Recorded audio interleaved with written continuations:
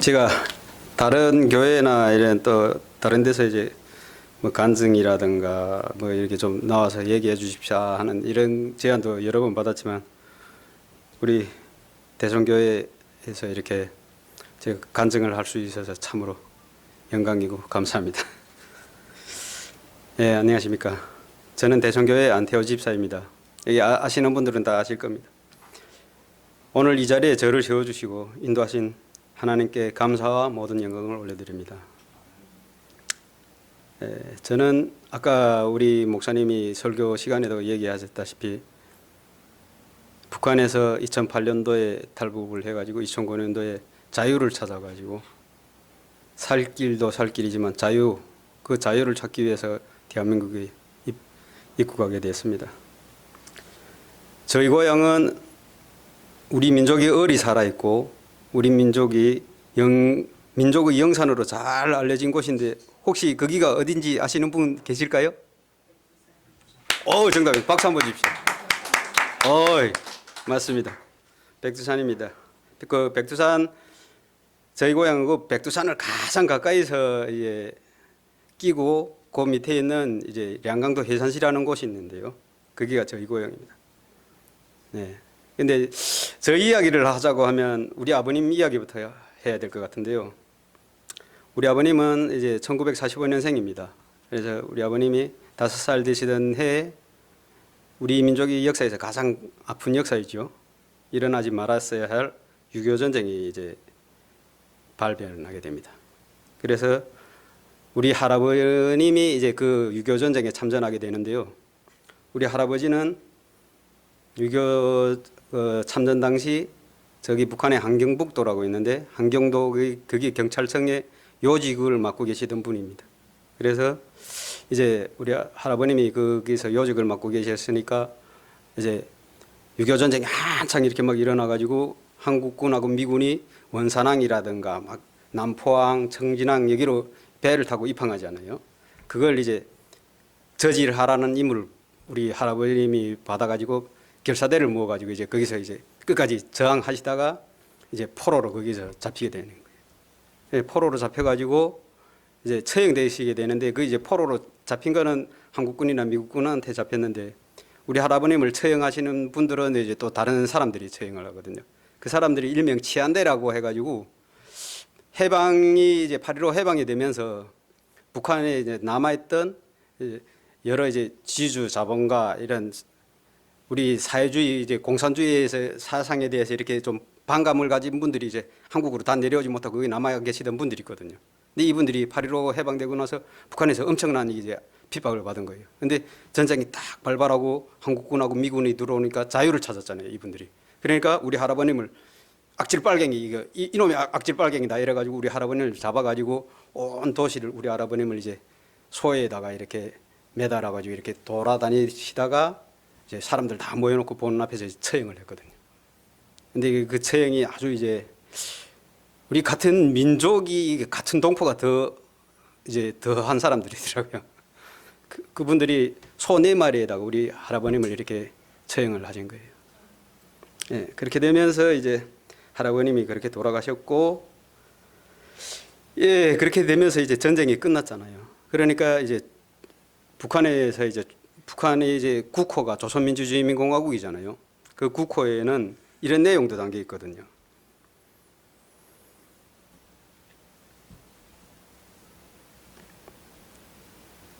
조선민주주의인민공화국의 국호에는 계속되는 혁명투쟁 속에서 사회주의, 공산주의를 반대하고 음해하는 세력과의 끝없는 투쟁을 이어서 반드시 승리해야 된다고 이렇게 명시되어 있어요. 이렇게 이제 태어날 때부터 조부모님과 부모님 위치에 따라 가지고 북한은 철저한 계급 사회입니다. 그래서 혁명계급과 반혁명계급으로 분류되거든요.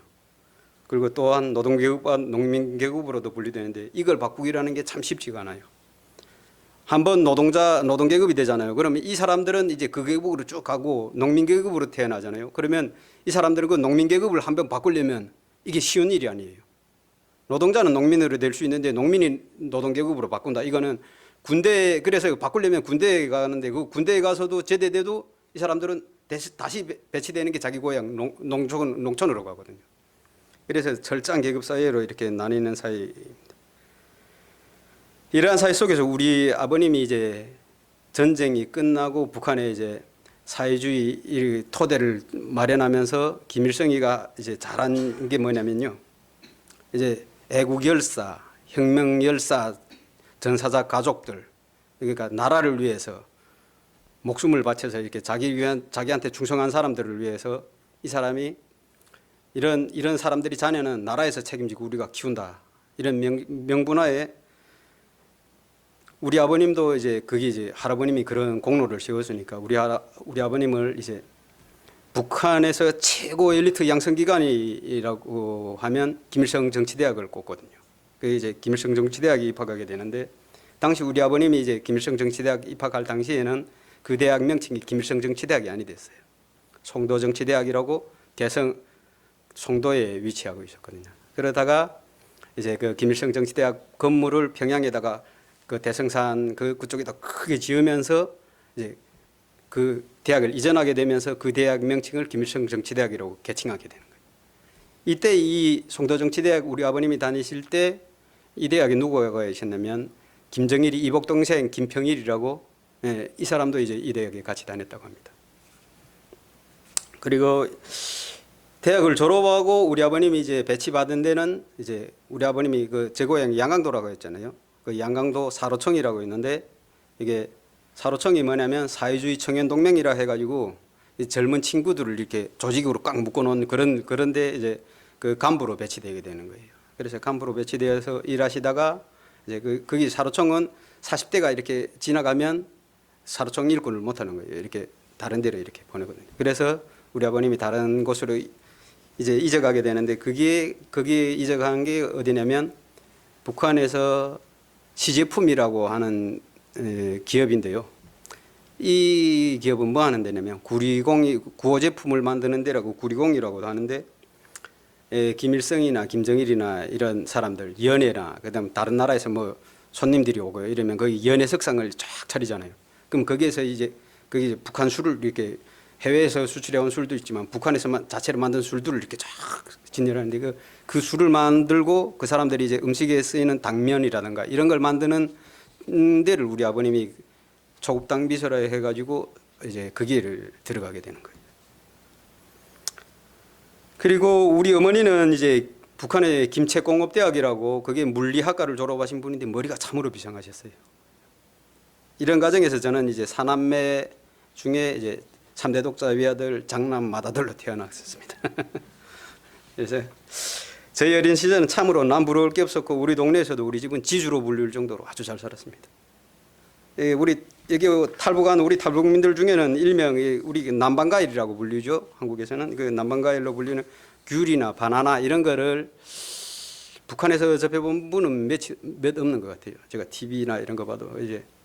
근데 저는 이제 초등학교 다닐 때부터 이제 혁명열사 유가족이고 그리고 아버님께서 또 이제 구호 제품 그 당비서하고 하다니까 이제 이 사람들이 김일성이나 김정일이 생일 때 자신들이 생일에 이런 분들한테는 이렇게 선물 박스를 한 박스씩 내려보내줘요. 그 안에 보면 각종 이렇게 과일이라든가 술 뭐 이렇게 있는데 거기에 이제 귤이나 바나나라든가 이제 그 뭐 남방 딸기라 해서 막 진짜 놀이감 딸기 저는 처음에 그게 플라스틱으로 만든 딸기인 줄 알았어요.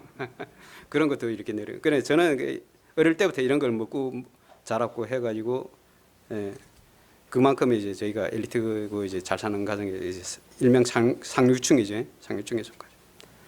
그리고 이제 제가 초등학교 2학년 되던 해인데 1983년 이때 저희 집에 이제 TV가 하나 생기게 됩니다. 그때만 해도 이제 80년도 이때만 해도 북한에 TV가 아주 귀했거든요. 근데 북한에서 자체 생산한 TV가 삼지연 대동강기 많은 거기 나무로 이렇게 만든 TV가 있는데 엄청 무거워요. 수상간 TV가. 근데 그런 TV도 보기 힘든 때였는데 이때 이제 그러니까 전쟁 승리 30도를 맞으면서 김일성이가 일본에서 TV를 수출해 옵니다. 근데 그 TV는 플라스틱으로 만드는 요만한 이렇게 TV인데 엄청 가볍고 진짜 화질이 끝내주게 좋았거든요. 그 이제 일본에서 수출해 오는데 그 일본 TV라는 거를 말하면 안 되잖아요. 그러니까 거기다가 전사자 애국열사 가족에서 선물하면서 그 TV에다가 소나무라고 이제 명칭을 딱 새겨가지고 이제 다 선물했거든요. 근데 우리가 살던 동네가 이제 한계 인민반이라고 해서 우리 한국으로만 통이죠. 한 40가구, 50가구 정도씩 해가지고 한개 인민반씩 이렇게 묶어놓아요. 근데 우리 세개 인민반을 통틀어가지고 TV가 단 2대밖에 없었거든요. 우리 집하고 다른 사람네 집 이렇게 해가지고. 그 정도로 이제 TV도 있고 아버님이 권력도 있고 하니까 우리 집은 진짜 잘 살았죠. 예. 당시 이제 우리가 TV가 생기면서 우리 집에 친구들이 그 전에도 왔지만 이제 TV가 생기고 그러니까 뭐 좀 더 볼 게 많잖아요. 그러니까 친구들도 자주 놀러 오고 했는데 그래서 친구들이 오게 되면 몰래 이제 중국 채널을 조절해서 중국 TV를 많이 봤거든요. 근데 이제 그건 이제 보다가 걸리면 그때만 해도 경찰이 막 뭐라 할 때인데 잡아는 안 갔는데 그럴 때인데 그러다가도 이제 우리 아버님이 이제 집에 계시면 이제 모으고 하니까 아버님 계실 때는 그걸 볼 생각도 못 했거든요. 근데 우리 아버님이 이제 싹 보다가 이 동생들 없고 이러고 우리 아버님하고 단둘이잖아요. 그러면 우리 아버님이 몰래 그 TV를 틀어줘요. 그때는 왜 그랬는지 모르겠어요.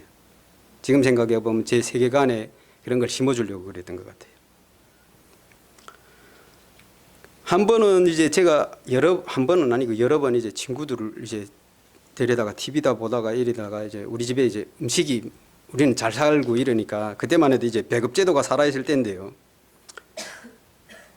배급제도가 살아있다고 해서 배불리 하루 세끼 배불리 먹는 집이 많지는 않았어요. 많이 먹어야 뭐 한 2끼 이렇게 먹고 잡곡으로 이렇게 유명하는 집들이 많았거든요. 근데 우리 집은 항상 입살로 밥을 해 먹고 음식이 반찬도 여러 가지고 고기도 좀 먹고 이래서 근데 이 친구들 데려다가 음식을 몰래 먹이다가 우리 아버님이 탁 들어온 거예요. 아무 말씀 없이 지더라고. 다 보낸 다음에 저 엄청 혼났거든요. 북한에 이런 방언이 있는데요. 불쌍한 놈은 동정하지 말고 그냥 둬라. 아니면 이제 머리 검은 짐승은 거두지 않는다. 그런 말 있잖아요. 그러니까 어느 사회나 남 잘 되는 걸 이게 배합하는 사회는 똑같거든요. 그러니까 우리 아버님이 차라리 음식이 남으면 몰래 누구 눈에 띄지 않게 갖다 버려라. 그런 말씀도 저에게 하셨어요. 아까 종전에도 말했지. 철저한 계급사회로 나눠져 통치되고 있기 때문에 어떤 계급인가에 따라서 사회적 지위와 위치가 나뉘어져요. 북한은. 내가 중학교 3학년 되던 때 학교에서 서류를 이렇게 제출하던 일이 생각나는데 그 서류에 보면 계급날이라는 게 있어요. 그게 내가 태어날 당시 우리 부모님이 어떤 계급인가에 대해서 쓰라는 그런 계급난이 있거든요. 북한 사회는 이제 초등학교 3학년 때부터 소년단이라는 데를 입단하게 됩니다. 소년단이 뭐냐면 이제 그러니까 철저한 계급사회고 이렇게 사회적으로 조직사회다 보니까 딱 묶어가지고 어렸을 때부터 초등학교 2학년, 3학년 애들이 뭘 알겠어요. 소년단이라는 데를 가입시키고 그리고 아까 말했다시피 성인 되면 사로총회에 가입시키고 성인 되기 전에 사로총회에 가입시키고 성인 되면 직맹에 가입시키고 여성들은 여성 동맹에 가입시키고 그리고 이제 거기에서 좀 발전된 제일 이제 상위가 당에 가입시키는 거예요. 그러니까 가입시켜서 뭐 하냐면 이 사람들은 일주일에 한 번씩 사상투쟁회라고 해가지고 생활총화라 해가지고 내 잘못뿐 아니라 남이 잘못도 무조건 한 가지씩 비판해야 되는 거예요. 이렇게 하면서 김씨 일가의 이제 정치적인 이런 사상교양 사업으로 이 사람 머릿속에 꽉 집어넣는 거예요. 그러니까 이런 주입식 교육이 이제 80년대만 하더라도 이런 교육을 받고 자란 사람들은 부모나 가족보다는 당과 수령이 우선이 됐어요. 진짜 우리도 그랬거든요. 선물을 받거나 이러면 수령님한테 감사해야지, 당에 감사해야지 이렇게 했거든요. 그래서 우리가 이제 종종 이게 우리 TV로 보면 우리 북한 선수단이 이제 해외에 나가서 뭐 1등을 하거나 뭐 이렇게 상을 받거나 이러잖아요. 그런 그 사람들이 외국인 인터뷰를 하게 되면 우리 한국 사회나 이런 자본주의 이런 사회는 자유로운 사회는 아버님께 감사합니다. 우리 부모님 길러주셔서 감사합니다. 하나님께 감사합니다 하잖아요. 근데 북한 사회 선수들 대표단 딱 들이대면 뭐래요? 저 멀리서 장군님이 어서 오라고 부르기 때문에 자기 달려가서 1등 했다고. 당과 수령께서 나를 키워주셔서 1등 했다고 이러잖아요. 그게 이게 사상 이게 이때부터 정치적으로 이렇게 사상 교양 작업을 딱 했기 때문에 이 사람들 머리에는 그 말이 우선적으로 나오는 거예요.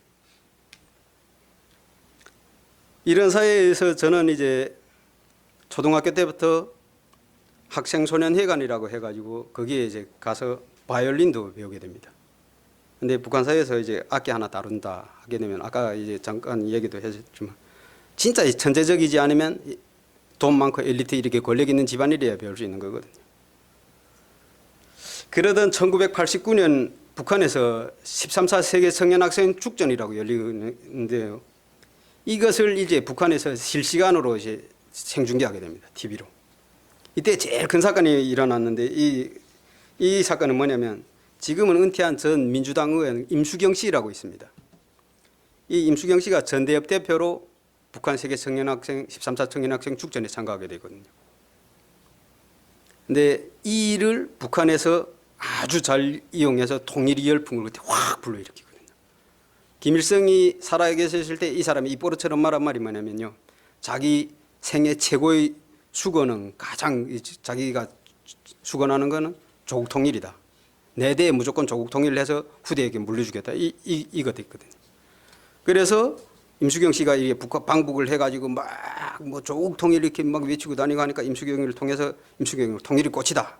이렇게 해가지고 북한에 평양부터 백두산으로 해가지고 퍼레이드도 시키고 쫙 하는 거 생중계하면서 이제 이때 이제 무리칸 목사, 몽디언 신부라는 분도 같이 들어와서 이분들이 이제 한국으로 돌아와야 되잖아요.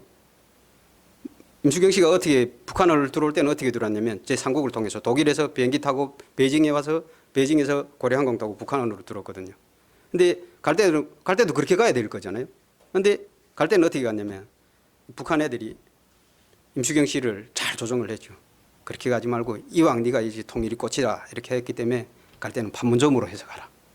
그래서 문기원 신부나 무리칸 목사 이 임수경 씨 3명을 판문점으로 보냅니다. 근데 우리 한국이 바뀌었어? 안 바꿨거든요. 그러니까 이 사람들이 판문점 앞에서 단식을 합니다. 그래서 결국은 이제 한국도 이제 세계적으로 보는 눈이 있고 이러니까 이 사람들을 봤거든요. 그래서 판문점을 통해서 넘어가는데 이때 이 장면을 이제 TV 생중계를 학생들 다 모아놓고 TV 생중계를 했어요. 그래서 막 한국에 딱 판문점을 이렇게 넘어오는 순간에 한국에서 이렇게 싹 인도해가지고 이 사람들을 수갑을 채워가지고 직승기 헬기에 실어가지고 호송하는 것까지 생중계로 쫙 방송을 했거든요. 그러면서 막 북한에서 우린 죽어도 조국 통일해야 된다. 한국 저놈들은 진짜 우리하고 같은 민족이 아닌데 이렇게 하면서 막 적대심도 불러일으키는 아주 이런 정치적인 데를 잘 이용했거든요. 그러니까 이런 사건이 탁 일어나니까 북한에서는 이게 우리는 조국 통일도 하고 이렇게 적개심을 불러일으켰다 생각했을 거잖아요.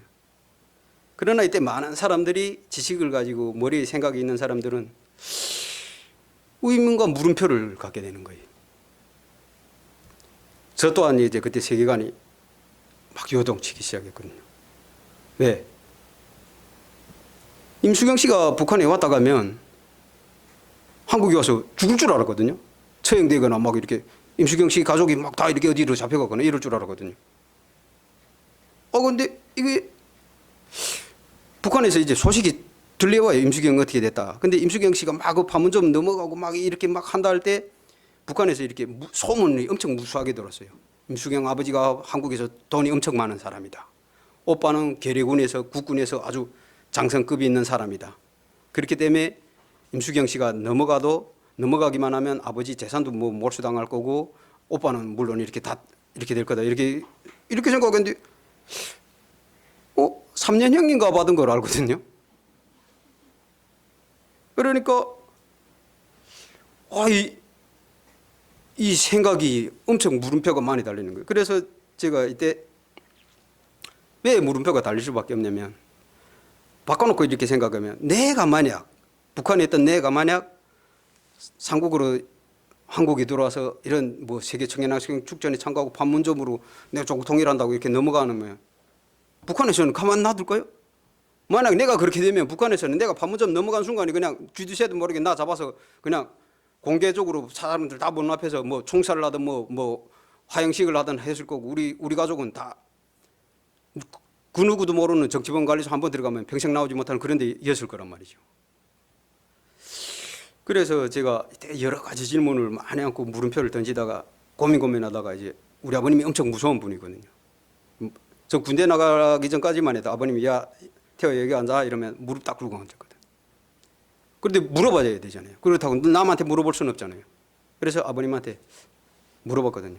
내가 생각하는 과연 이렇게 되는데 괜찮겠습니까? 저 임시경 씨 저런데 저 사회는 괜찮은 것 같은데 이러니까 우리 아버님이 딱 이렇게 동생애들 다 나가라 그러고 어머니도 내보내 앉아 딱 무릎 꿇고 앉았죠. 그러니까 우리 아버님이 딱 말씀하시는 게 그때 우리 아버님이 하는 말씀이 지금도 머릿속에 생생한데요. 아들아, 저 3대 독자 위아들이고 장남이라 했잖아요. 아들아, 태호야. 남자는 우물에는 개구리가 되지 말고 세상을 넓게 보아라. 세상은 네가 생각하는 것 이상으로 넓다고. 그 말씀을 딱 해주시는 거예요. 그러니까 이제 아버님한테 엄청 혼나고 뭐라고 벌써 단둘이 있으면 우리 아버님 무서운 분이라 그때만 해도 매가 통하던 시대라 맞을 줄 알았거든요. 근데 딱 그 말씀을 하시고 넓게 가죠. 이러고 잔등을 턱턱 두드리더니 아버님 담배 한 대 탁 물고 나가시더라고. 이 말씀이 오늘 저를 여기 이 자리에 세웠다고 해도 과언은 아닌 것 같습니다. 그때부터 이제 내 마음속에 이제 포부랄까 꿈이랄까 이런 게 그래. 뭐 나라고 뭐 독일을 가지 말라는 법이 있고 한국을 가지 말라는 법이 있어. 나도 한번 가볼 수는 있지. 이런 사건이 있고 좀 얼마 지나지 않아서 또 이제 북한에서는 진짜 큰 대이변이죠. 큰 사건이 있었는데 북한 사람들이 신으로 알고 있고 저 사람은 영원히 죽지 않는다 해서 영생불멸로 생각했던 김일성이가 1994년 7월에 사망하게 됩니다. 이때부터 북한에서 일명 고난의 행군이라고 하는데 혹시 고난의 행군이 궁금하지 않으십니까? 왜 고난의 행군인지 알고 계시는 분 계시나요? 이 고난의 행군이라는 게 뭐냐면요.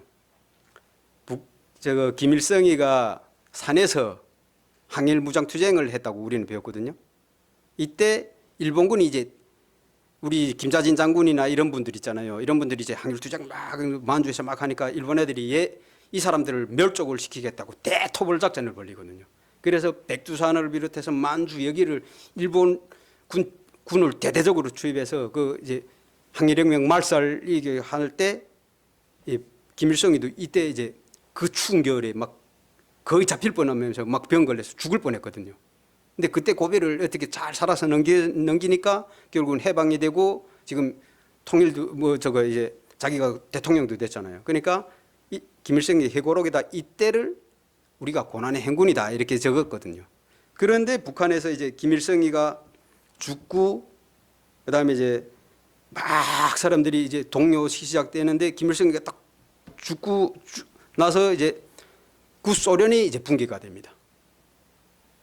구소련이 붕괴가 되면서 소련에서 이제 원조를 많이 받았거든요. 북한에서 이제 밀이라든가 뭐 옥수수라든가 이런 걸 많이 원조를 받아가지고 북한에서 이제 배급제도를 실행했는데 김일성이가 딱 죽고 나니까 소련이 붕괴되고 러시아 뭐 이렇게 막 이제 분쟁이 일어나고 이러니까 그 원조가 다 끊긴 거예요.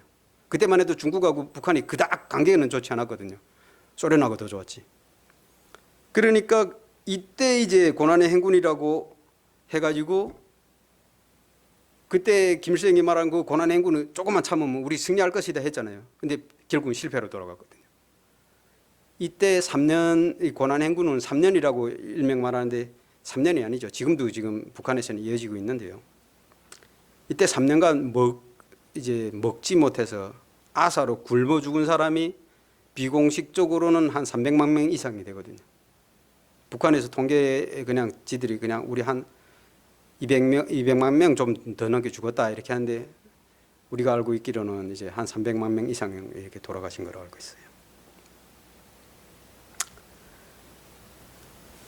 그러니까 이제 북한은 80년대 세대하고 90년대 세대로 나누는 거예요. 그러니까 일명 80년대 세대는 이제 고난의 행군 이전 세대잖아요. 이때만 해도 이제 당가 수령 조국과 인민을 위해서 목숨 바치겠다 이렇게 생각한 사람들이고, 그리고 90년도 고난의 행군을 다 겪으면서 그 이제 성장한 세대들, 우리 저 이지민 자매 같은 분들은 이후 세대들은 이제 장마당 세대라고 불리거든요. 90년도 이 고난 행군 시작되면서 배급제도가 철폐됩니다. 그러면서 철저한 개인화가 이루어지거든요. 이 시기 이렇게 되면서 사람들이 민심이 동요되고 흔들리자 북한은 철저한 공포 통치로 무기를 내세웠거든요. 이때 많은 사람들이 노동교화소, 정치범관리소, 총살형 등에 처하게 됩니다. 또한 문야 분야에서도 이제 감시와 통제가 이루어졌는데 이때 이제 북한에서 이제 이전에 만드는 영화가 있는데요. 임꺽정이라는 영화가 있습니다. 이 영화는 조선 말기에 전국에서 이 양반들이 이제 부정부패, 그다음에 행패 이런 것들이 이루어지니까 사람들이 참다 못해 가지고 이제 그 봉기를 막 일으키고 이제 양반 부자들 때려 부수고 양반들 거 막 뺏어서 우리가 논아 가지고 이렇게 하던 그 영화가 쫙 상영됐는데 그 영화가 이때 고난행군 이 시기하고 시대가 아주 잘 맞아떨어졌어요. 그러자 이 북한 당국에서 그 영화를 상영 중지를 시켰어요. 그리고 이때 이 영화의 주제곡도 또 이제 한몫했는데요. 이 영화의 주제곡이 뭐냐면요. 구천에 사무쳤네 백성들의 원한 소리. 피눈물 고였네 억울한 이 세상. 산천하 말에도 부모 처자 빼앗기고. 이 시기에 어떤 일들이 있었냐면요. 이렇게 한 개 가족이 먹지 못해서 방 안에 쫙 누워 있는 거예요. 근데 자식이 어린 자식 7살, 5살 자식이 먼저 이제 애들이 먼저 이렇게 두 명이 굶어 죽고 그 옆에 와이프가 굶어 죽고 그 옆에 부모님이 이렇게 굶어 죽었거든요. 그걸 이제 한 사람이 본 거예요. 이 세대주가 이 사람이 보고 제정신이겠어요. 정신 이상에 걸린 거예요. 그래가지고 이 사람이 자기까지 죽을 수 없다 이래 벌벌 개가지고 중국에 넘어가가지고 막 오물 뒤져먹고 이렇게 살아서 지금 한국에 왔습니다. 우리하고 같은 기수에 온 사람이 있습니다. 또한 배고픔을 얼마나 배고프면 우리가 3일을 굶으면 남의 집 연두소도 내려도 양반도 그런다잖아요.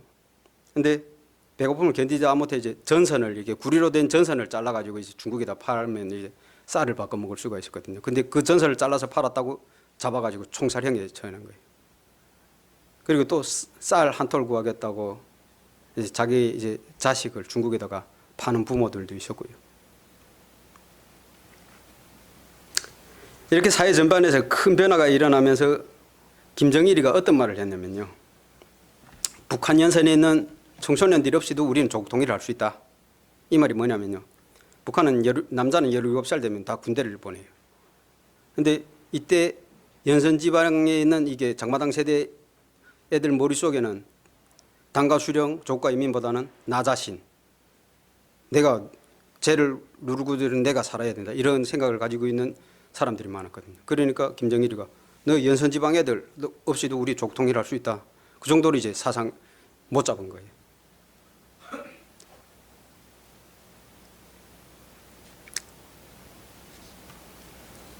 이때 이제 사회적으로 막 동요가 일어나고 이러니까 이때부터 이제 북한을 탈북해가지고 중국이라든가 한국이라든가 제3국으로 가는 사람들이 생겨나기 시작한 겁니다. 나는 이제 1992년 겨울 이제 한 2월, 3월쯤 그때 북한은 날씨가 춥잖아요. 그러니까 한 4월, 5월까지도 이제 강에 얼음이 있거든요. 근데 2, 3월 이때면 얼음이 쫙 잘 얼어가지고 그 강에 나가서 여러 가지 놀이를 많이 했어요. 근데 이때 우리는 이제 군대 가기 전이니까 딱 고전인데 이제 그래서 이제 얼음이 얼면 거기서 축구도 하고 했거든요. 근데 축구하면 이제 중국하고 딱 우리는 국경 연선을 마주하고 있어 강폭이 한 2, 30m밖에 안 돼요. 물이 쫙 얼어붙으면 그 중국 조선족 애들하고도 이렇게 막 섞여서 놀거든요. 그 축구도 하고 막 이렇게 하면서 있는데 이때 뭐가 제일 유행됐냐면 우리가 92년도 이때 목사님이랑 생각나실 겁니다. 카센터 녹음기라고 있는데 이렇게 카센터를 녹음기에다 딱 이렇게 들고 다니면서 막 놀면 그때가 제일 잘 나간 애들이었거든요. 근데 이제 집에는 있었는데 우리 집에는 있었는데 우리 집이 너무 크고 이렇게 좀 들고 다니는 걸 가지고 싶은 거예요. 그래서 이제 중국 쪽하고 그거는 이제 직접적으로 밀수를 해야 되거든요. 근데 그때만 해도 중국이 북한 쪽보다는 이렇게 막 경제적으로 부흥하거나 이렇게 잘 살지는 못했는데 이런 전자제품이라든가 이런 거는 중국에서 조금씩 나오기 시작했어요. 그러니까 이제 연서지방에서 우리가 뭐로 밀수했냐면 우리는 생활필수품 뭐 수저라든가 국자 뭐 이런 거 갖다 이렇게 쓱 주면 그때만 해도 중국에서 나오던 게 날라리 수건이라 해서 요만한 그 빨간 수건이 이렇게 금줄 잠깐 그런 수건이라든가 이불등 봉황새 2마리 딱 했고 복복자 그려진 그런 이불등 바꾸고 막 그런 거든. 근데 우리는 그런 거보다는 녹음기가 갖고 싶은 거예요. 그래서 우리 친구하고 둘이 이제 중국 조선족 그 축구하던 애들 그 친구 한 명 있었거든요. 그래서 야 니네 집에 가면 우리 이런 거 좀 바꿀 수 있냐니까 아 이때 그래서 이 친구하고 몰래 둘이 이제 그 집에 가게 됩니다. 근데 이제 그 집에 가게 된 계기가 내 운명을 이렇게 바꿀 줄은 몰랐거든요. 그때만 해도. 우리 목사님이 그때 이제 언젠가 자료를 찾아보고 얘기해 주신 거 있는데 1989년부터 우리 한중 수교가 이루어졌대요. 그래서 그때부터 한국 교회가 이제 중국에다가 교회도 건설하고 우리 한국 선교사님들을 파송해서 그때 이제 막 기독교를 전파할 때거든요. 그러니까 92년도니까 그래도 한 몇 년 89년도부터 이제 그렇게 교회가 들어갔잖아요. 그러니까 92년도니까 어느 정도로 좀 한국 선교사님 목사님들이 계셨던 거예요. 그래 그 친구네 집에 딱 갔는데 그 집 할머니가 자기가 교회 다닌다는 거예요. 그러면서 우리 보고 교회를 가자는 거예요. 이게 큰일 날 소리거든요. 북한에서 교회? 이거는 말도 안 돼요. 말 들어도 안 되고 그냥 거기 가지도 말아야 되거든요. 만약 가면 진짜 큰일 나거든. 그래서 우리 안 된다고. 이 할머니 큰일 날 소리 한다고. 왜냐하면 북한에서 이제 초등학교 때 이렇게 배우는 교재에 선교사놈이라는 이 교재가 있어요. 제목이 있는데 이제 이것도 이제 실제 있은 이야기라거든요. 8.15 해방이 돼가지고 이제 선교사 미국이라든가 뭐 이렇게 유럽이라든가 이런 선교사분들이 들어와서 이제 북한이라든가 한국 이런데 이제 저택을 하나씩 마련하고 이제 거기서 이제 생활하면서 이제 선교하고 그랬나 봐요. 그런데 이때 미국 선교사라고 이제 우리는 배웠거든요. 선교사가 이렇게 가수원이 있는 집에서 살았는데 자기 가수원에서 사과가 하나 이렇게 똑 떨어져 가지고 또로록 울타리를 쳤는데 그 울타리 밖으로 나간 거예요. 근데 그걸 이제 지나가던 유엔 소년이 한 10대 소년이 이제 그 사과가 밖에 있으니까 그거 당연히 먹고 싶잖아요. 그러니까 주워서 먹었거든요. 근데 그게 딱 이 선교사한테 걸린 거예요. 그러니까 이 선교사가 어떻게 했냐면 미국 선교사가 쟤를 잡아오라. 잡아다가 나무에다 묶어놓고 이 어린 10대 소년을 나무에다 묶어놓고 이마에다가 청강수로하고 혹시 아시는지 모르겠는데 이제 쇠를 이렇게 세척하거나 쓸 때 쓰는 그 산이거든요. 엄청 강한 산인데 이 청강수 갖다가 이 소년 이마에다가 도적이라고 새깁니다. 네, 염산 같은 겁니다. 도적이라고. 그러니까 이런 이야기도 배우고 그리고 선교사놈들은 이게 어린애들 막 잡아다가 뭐 피도 팔아먹고 막 그런다는 소리를 많이 들었거든요. 그래서 우린 절대로 그거 하면 안 된다고. 그리고 왜 또 그러냐면요. 북한에서는 김일성의 주체사상 이외에는 그 어떤 사상도 받아들이는 순간에 반당 반혁명적 이게 행위로 적대 행위로 간주돼가지고 그 자리에서 즉결처형이거든요. 그러니까 우리는 교회 간다는 건 뭐 꿈도 막 꾸지 못할 일이고 섣불지고 불 속에 뛰어들지 않으면 호박 쓰고 돼지우리 들어가는 일이거든요. 그래 안 된다고. 그러니까 요 할머니가 뭐라냐면요. 그 교회 가면 간식도 주고 돈도 준대. 그 간식도 필요 없고. 근데 또 돈을 준다니까 살짝 솔깃하긴 했나 봐요.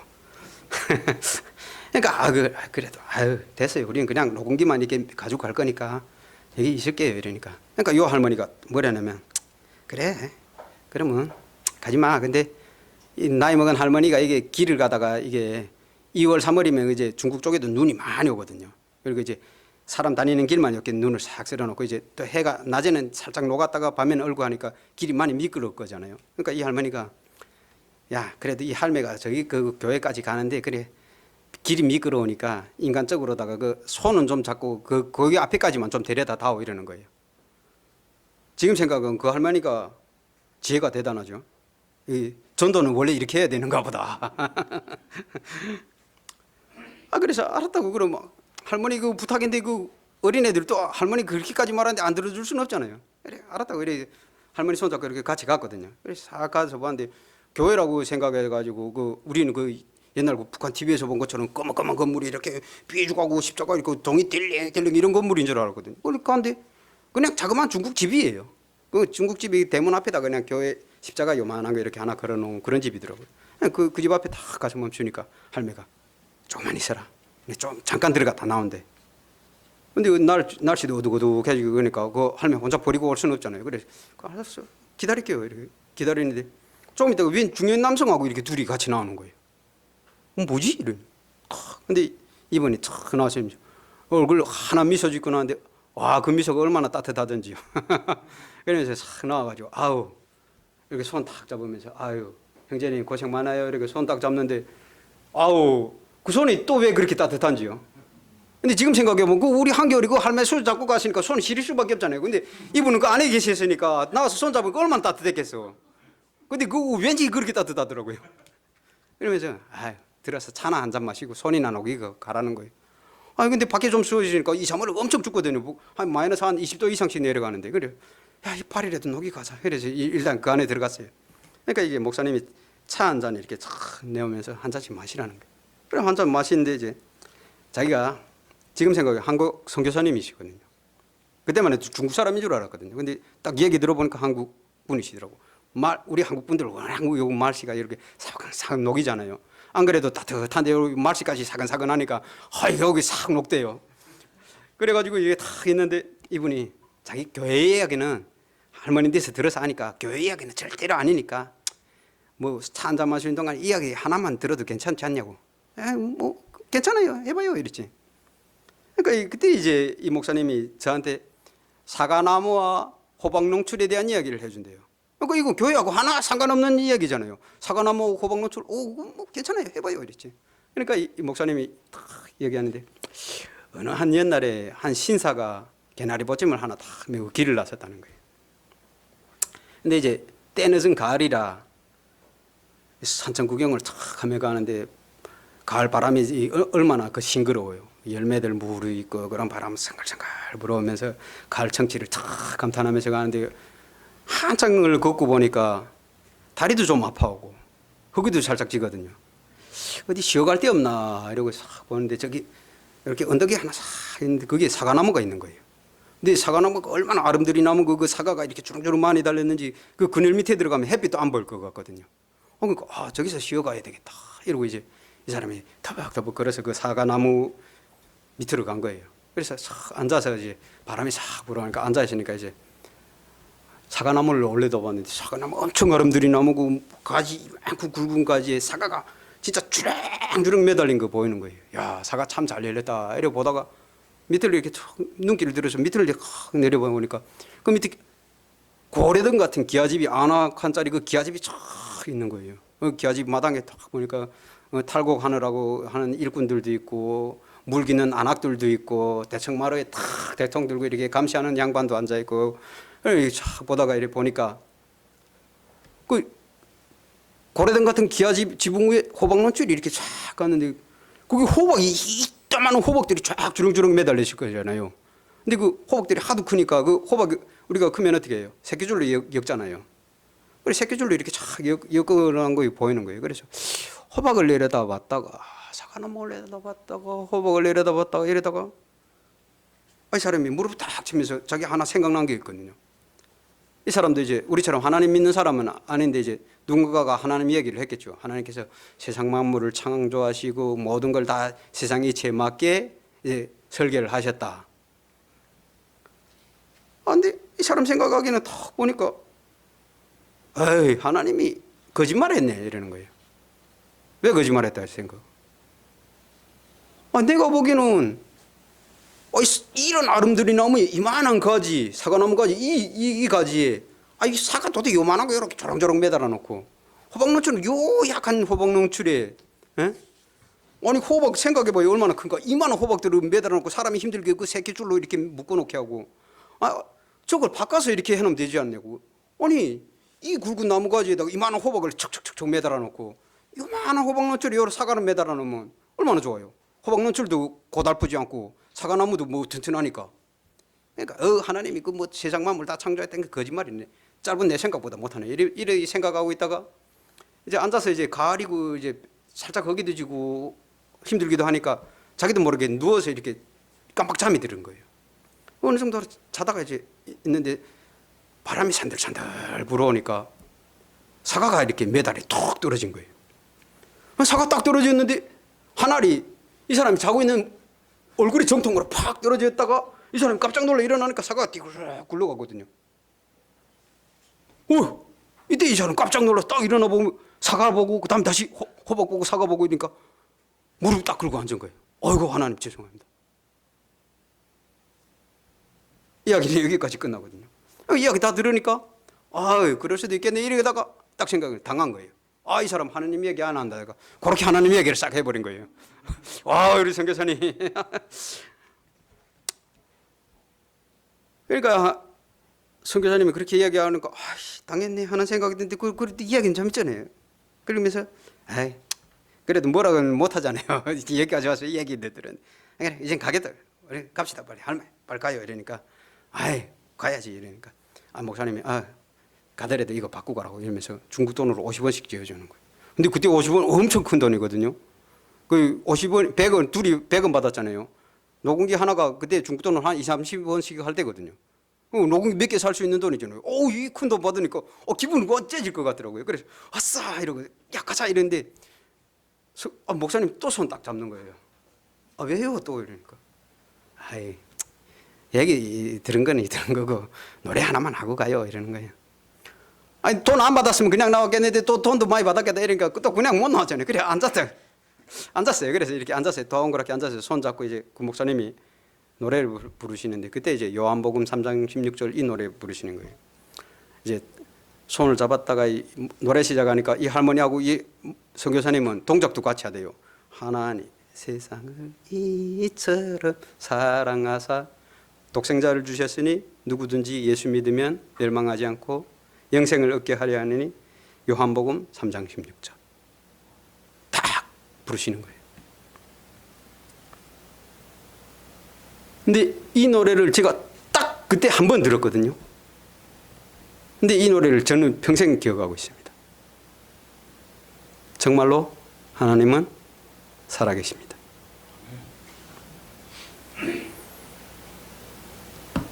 그리고 저는 북한에서 어렵고 힘든 일이 있을 때나 즐거울 때나 나도 모르게 이 노래를 속으로 흥얼흥얼 따라 불렀거든요. 진짜 힘든 일이 있을 때도 제가 음악을 해서 그런지 모르겠는데요.